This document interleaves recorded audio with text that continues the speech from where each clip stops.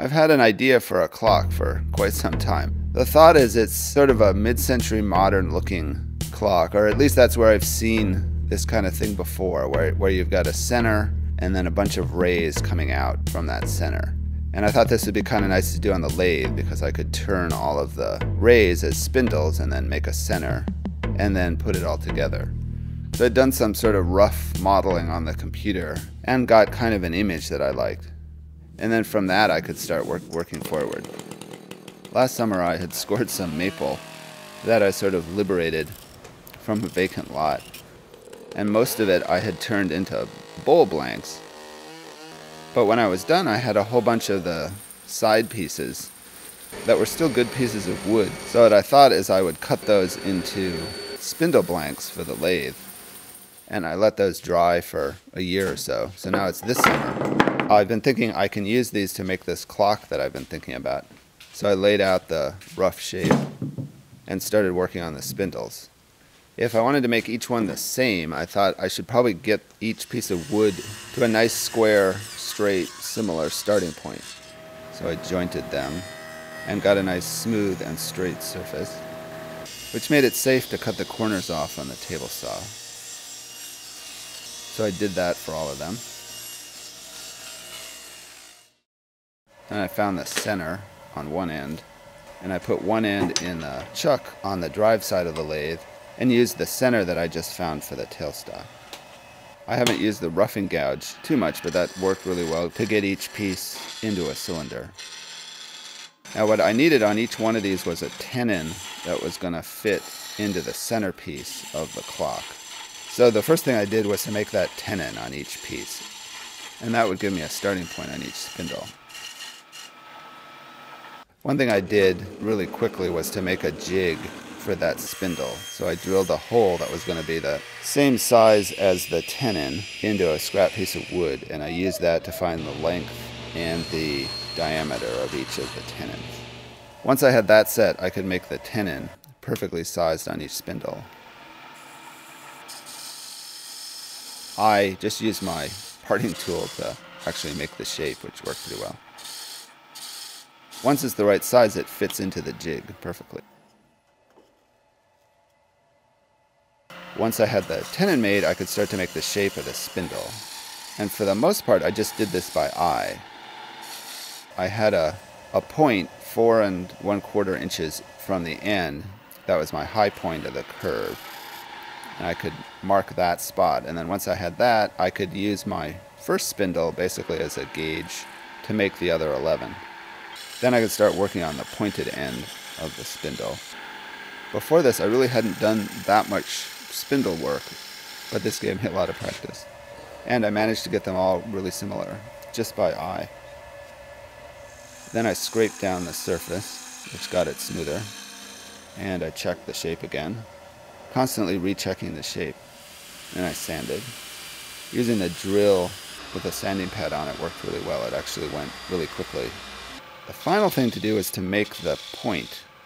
And since I didn't want to do all this work on a spindle with the drive side driving a tiny little point of wood, I would do this part right at the end after I'd sanded and sort of finished up the surface and gotten the shape exactly right. I would get it really close and I'd pull the spindle out and walk it over to the bandsaw and cut off the last little bit. Then what I could do is turn the spindle around and mount it in the pin jaws on the chuck through the tenon that was on the spindle, and then do sort of some final shaping and sanding on the tip. So now that the spindles are done, I can do the centerpiece, or sort of the hub that's going to hold all the spindles together. I toyed with the idea of just cutting out a circle from a piece of wood, but I thought it might be nicer to make a little segmented piece with 12 pie-shaped segments making up the center. I had milled up some of the wood from this same tree into little slabs that were also dry and ready to be used. So I used one of those and jointed and planed it down and made 2 strips out of it on the table saw. And then from that, I could attach my guide on my sled to cut segments, and I could cut out 12 wedge-shaped pieces. With that, I could glue them together. I like to just kind of push them together and kind of wiggle them a little bit and get the glue set in place. Now in the past, where I've put my guide down on the sled, I've gotten a perfect angle and everything's fit together just exactly right. But these didn't come out exactly perfect. It may be because I've got a lot of surface area on these shapes. It's not a ring, it's more of a solid plate. What I had to do was glue it in 2 halves and then sand each of those halves and get them perfectly flat and perfectly parallel. Then glue those 2 halves together, which was a simple single clamp. Then we'll take that out of the clamp after a night of gluing. And I can mount that in the big jaws on the chuck. And at this point, I just want to clean up the face on this piece and get that nice and flat and smooth. And then scrape that, get it nice and smooth. This will be the last time that I touch this face, so I want to get it finished at this point. This will be the back, and I want to make a space for the clockworks. So I'm going to cut a hole into the back where the clockworks can go. And this hole is going to have a second job where it's going to be a tenon for the chuck on the lathe so that I can hold this piece from the back without having something on the outer edge of the piece. And the clockworks fits in diameter, but I need to dig the corner out. I found my parting tool actually worked pretty well to get a sharp corner on the inside. And the chuck fits in that diameter as well.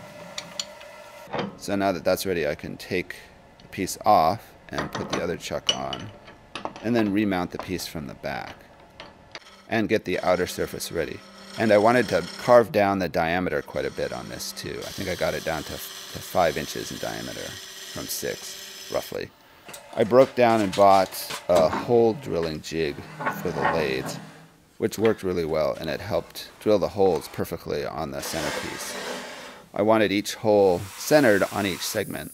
My lathe has a 24 indexed spindle. I can lock it into place in 24 different spots around the spindle. Basically did every 2 and I got 12 for the clock, which worked out perfectly.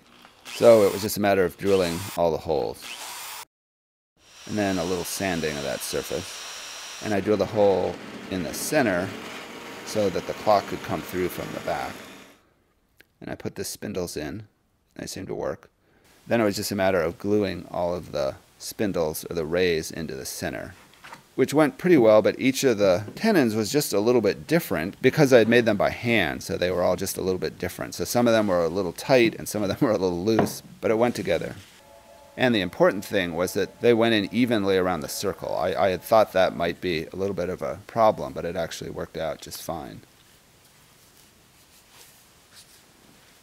So the big idea that I had with this clock was that once I had it together, I would then remount it on the lathe, which would give me a chance to use my outboard turning stand, which I haven't used yet.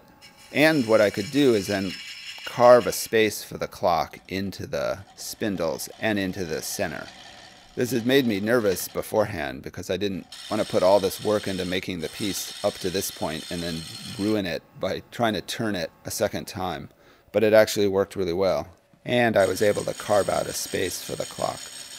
This took all of my skill as a wood turner, trying to not get a little catch or a little nick. I could just see one little catch on these spindles and it would blow the whole thing apart. Checked and rechecked the length of the hands to make sure everything was going to fit.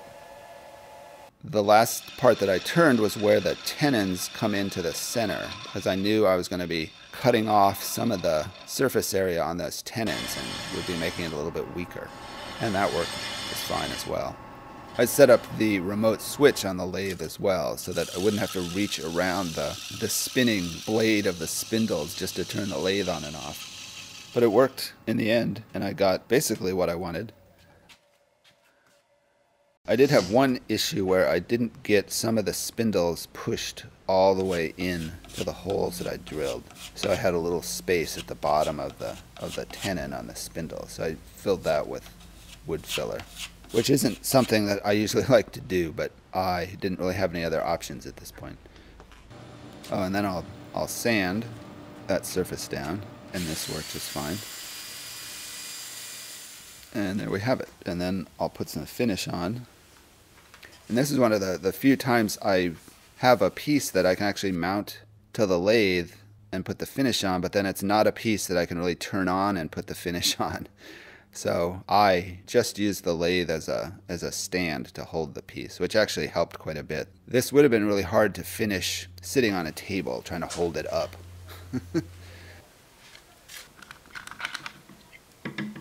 And then I'll put the clockworks in, and that seems to work.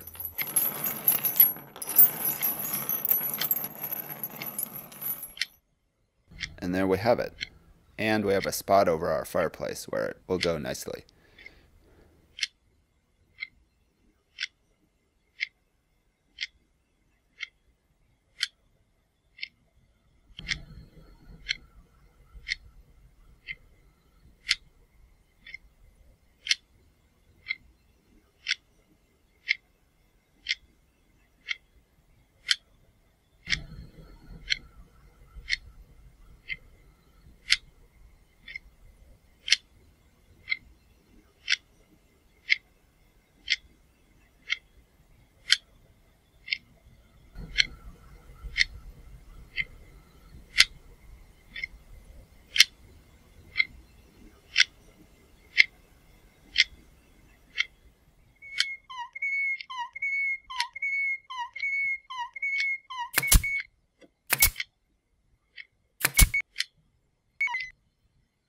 Thanks for watching.